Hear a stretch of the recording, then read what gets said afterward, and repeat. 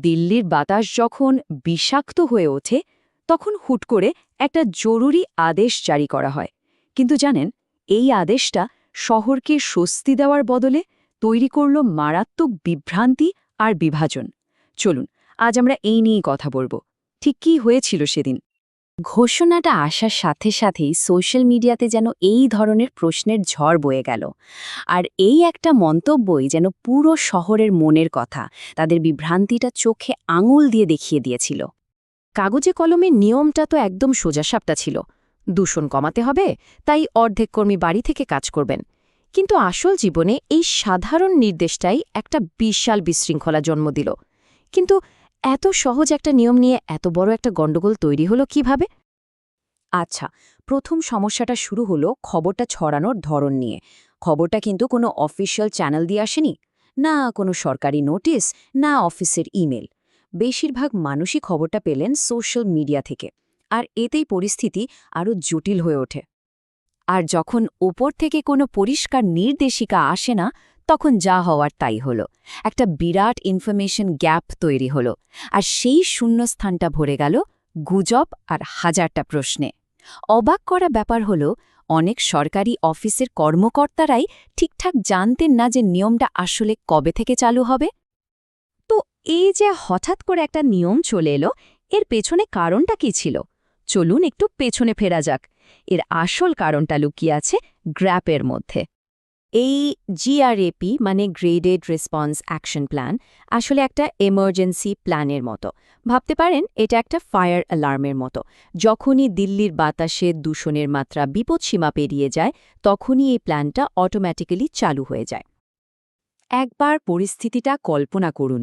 ধরুন দিনটা ১৩ই ডিসেম্বর, সকাল ১০টা, AQI লেভেল ৪০১, মানে সিভিয়ার বা মারাত্মক।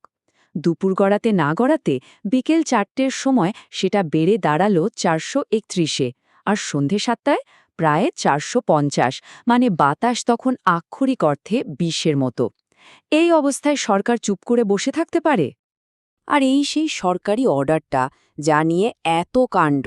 এখানে পরিষ্কার লেখা আছে যে এয়ার কোয়ালিটি ম্যানেজমেন্ট কমিশন মানে CAQM এর নির্দেশেই এই পদক্ষেপ নিতে হচ্ছে। দেখতে তো সাদামাটা একটা কাগজ, তাই না? কিন্তু আসল জটটা তো এখানে। নিয়মটা কি ছিল? খুব সহজ।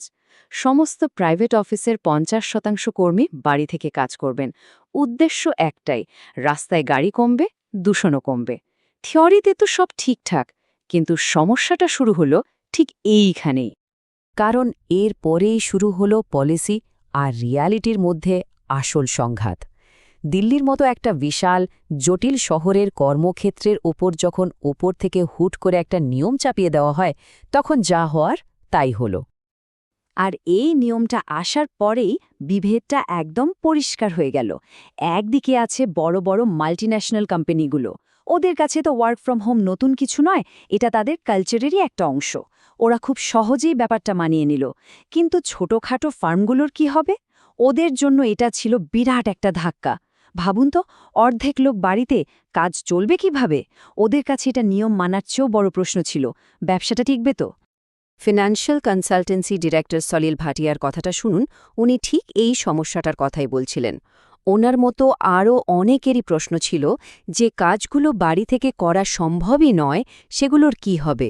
যেমন অডিটিং বা ধরুন সেলসের কাজ। আসলে এই অর্ডারের সবচেয়ে বড় সমস্যা ছিল এর মধ্যে থাকা অসংখ্য ফাঁকফোকর। যেমন, কারা ওয়ার্ক ফ্রম হোমের যোগ্য? এসেনশিয়াল সার্ভিস বা অপরিহার্য পরিষেবা মানেটা কি? একটা ইন্টারনেট কোম্পানি কি এর মধ্যে পড়বে? যারা কন্ট্রাক্টে কাজ করে তাদের কি হবে? অফিসের সিকিউরিটি গার্ড, সেও কি এই ৫০% হিসেবে ধরা হবে? এই সব জরুরি প্রশ্নর কোনো উত্তরই কিন্তু ওই অর্ডারে ছিল না। তবে সবথেকে বড় প্রশ্নটা কিন্তু অন্য জায়গায় ছিল। ঠিক আছে, নিয়ম তো হলো, কিন্তু এই নিয়ম যে মানা হচ্ছে, সেটা দেখবে কে? মানে এনফোর্সমেন্ট করবে কে? একটা অর্ডার তো জারি হয়ে গেল, কিন্তু সেটা কার্যকর করার লোক কোথায়? এটাই ছিল এই প্ল্যানের সবচেয়ে বড় দুর্বলতা। মজার ব্যাপার হলো, আইন কিন্তু বেশ কড়া। এনভায়রনমেন্ট প্রোটেকশন অ্যাক্ট অনুযায়ী নিয়ম না মানলে ফাইন হতে পারে, কত জানেন? ১,০০,০০০ টাকা পর্যন্ত। কিন্তু ১,০০,০০০ টাকা ফাইন একদিকে, আর অন্যদিকে কর্তৃপক্ষের কথা শুনলে অবাক হতে হয়। একজন অফিসার তো বলেই দিলেন যে দায়িত্বটা অফিসগুলোর নিজেদেরও। মানেটা কি দাঁড়ালো? আইন আছে, ফাইন আছে, কিন্তু নজরদারি করার কেউ নেই। সবটাই যেন কোম্পানিগুলোর সততার ওপর ছেড়ে দেওয়া হয়েছে। তাহলে ব্যাপারটা কি দাঁড়ালো? একটা দাঁতওয়ালা আইন আছে, কিন্তু সেই দাঁত দিয়ে কামড়ানোর দায়িত্ব কার সেটাই ঠিক নেই। কে নিয়ম ভাঙা অফিসগুলোকে ধরবে, কে নোটিশ পাঠাবে বা ফাইনটাই বা কে করবে, সবটাই ধোঁয়াশা। আর সত্যি বলতে দিল্লির হাজার হাজার প্রাইভেট অফিসে গিয়ে এটা চেক করাও তো প্রায় অসম্ভব। তো সবশেষে চলুন একটু বড় ছবিটা দেখি। এটা আসলে একটা ভালো আইডিয়া, আর একটা বিশাল শহরের কঠিন বাস্তবতার মধ্যে লড়াইয়ের গল্প। সেন্টার ফর সায়েন্স অ্যান্ড এনভায়রনমেন্টের বিবেক চট্টোপাধ্যায় ব্যাপারটা খুব সুন্দরভাবে ব্যাখ্যা করেছেন। উদ্দেশ্যটা খুবই ভালো ছিল, কোনো সন্দেহ নেই, রাস্তায় গাড়ির সংখ্যা কমানো। কিন্তু সমস্যা হলো, দিল্লির মতো একটা শহরের সব সেক্টর তো একভাবে চলে না, তাই না?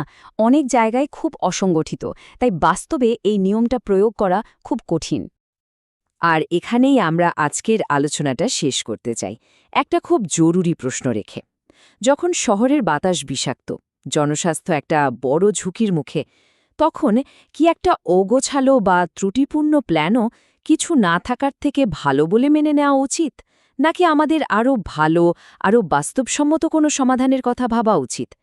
এটা একটা বড় প্রশ্ন।